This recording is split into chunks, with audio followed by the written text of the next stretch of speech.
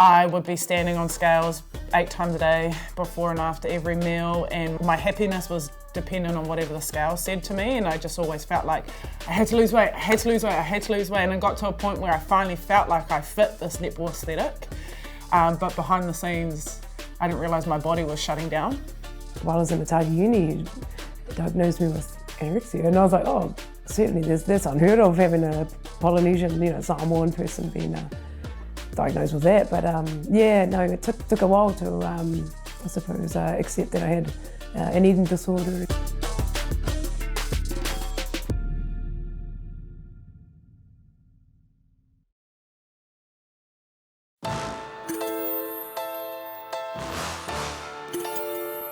So back in 2020, I think it was, I did an Instagram post of 2 different photos. One when I was very, very sick.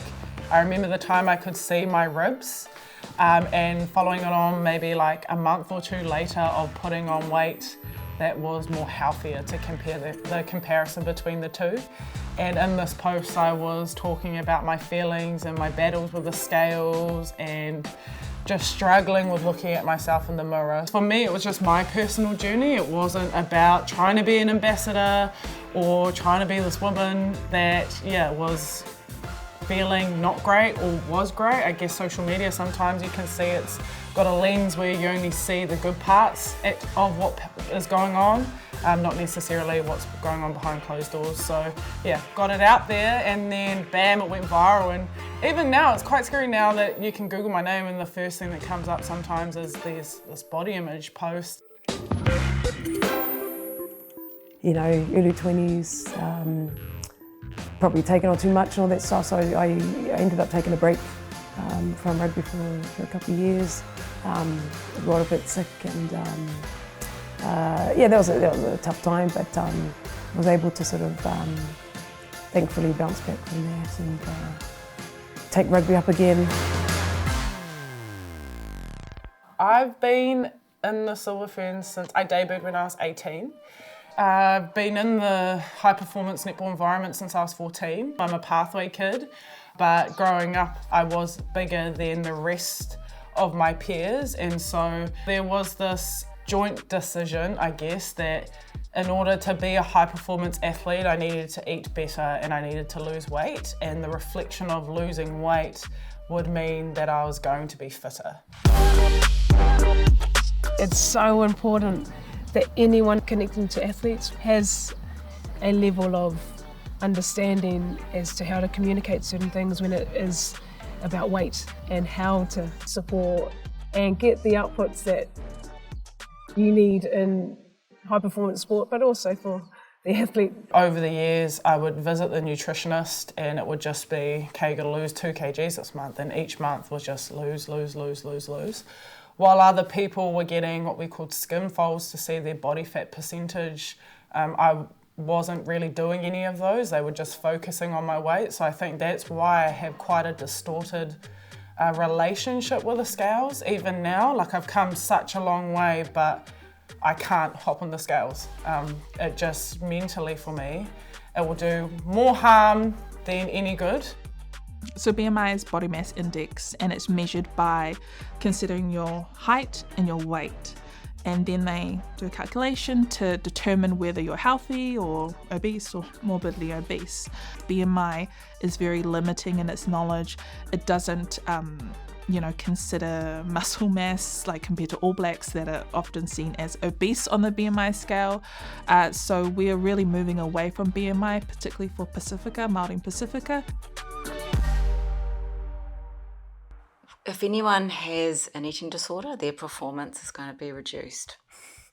And is understanding that at the beginning, when someone is being coached or advised that, you need to train more, you need to change your diet, those things begin quite naively. It will lead to body changes. And then those body changes may be positively commented on, so it's reinforced through friends, family, coaches, other athletes, and so it gets kind of encouraged. I've been in the game for 11 years in this, and obviously with more research and more time, there's more information to show. So I guess at the time that's what was relevant, but it has really shaped my view on high performance sport, on women's bodies, on my body. But I guess as I've matured, I've developed my own voice. There is a lot of focus on health, well-being, fitness, what is the right look or how we should eat, what we should eat. Most people want to be fit, want to be healthy, want to be doing the right thing. And so inadvertently might end up falling into these patterns of behaviour without realising that at a certain point it will take on a life of its own. When I was in the thick of it, I was isolating myself. It wasn't easy though, like it's one of those things I had to do a lot of therapy. Saw some psychologists, psychotherapists, sports nutritionists, dietitians. Honestly, I think I saw everyone that I thought that if I told anyone, people would think I'm literally a nutcase. I was like, I didn't really tell anyone, but now I'm so proud I did it. We need more research around what works for who. It's very difficult to know when you first meet someone what's going to work for them exactly, but we do have specific treatments for the disorders themselves. The best thing is to first seek help and tell someone else, because as you are battling on your own, struggling, there's probably 10 other people in your life that are struggling at the same time too. So talking to someone about it, realising the strengths that you have, seek a psychologist. I've been seeing the same psychologist fortnightly for about 5 or 6 years. And so talking with her and I guess some things are just thoughts. Actually, I know I am strong, I know I am fit, I know I am fast, and having that own self-belief. It's the self-belief and the positive self-talk that's the hardest thing to go through. I also feel that there's a different view on Māori and Pacific women's bodies in sport. We're athletic and strong, but we're not seen as fit and endurance athletes. And so I feel that sometimes in what you see in the media, what you see in terms of representation doesn't truly represent us. Particularly our Māori and Pacific people, we're sad to each other. We love through mocking. And actually that mocking's the worst thing sometimes, because you either get people like, yeah, I know I'm fat and what, or you get some, but deep down it's digging away inside. So how do we be cautious and aware of how powerful our words are?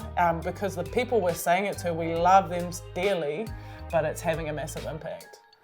Having someone say unhelpful comments won't cause an eating disorder, but it could cause that person to have doubts about how they look, whether they're good enough, which could then lead them into behaviours that might lead to the development of disordered eating or eating disorders. Something that's fundamental towards me developing the eating disorder at the time was that sense of control. And a big part of my healing process was that I think I managed to get myself to a point where there was no shame in asking for help. There was no shame in asking for support. Obviously my family and friends were incredible, but without that level of professional support, you know, I wouldn't have probably got to where I was at that time. At times it can be a trigger for me, knowing that in those 2 photos, I actually still look different now and trying to accept that. So it's been a bit of a double-edged sword, and as the years have gone on, I feel more comfortable talking about my story, advocating for it, and showing that there's more than one way to look at netball.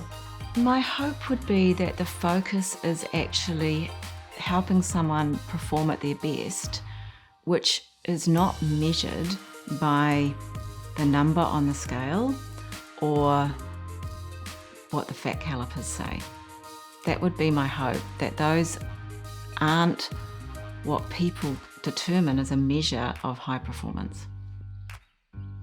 I still struggle sometimes looking at myself in the mirror today, but knowing that I've come a really long way from that probably 20-year-old who was battling in silence to now being a 25-year-old having a voice and sharing that voice with people.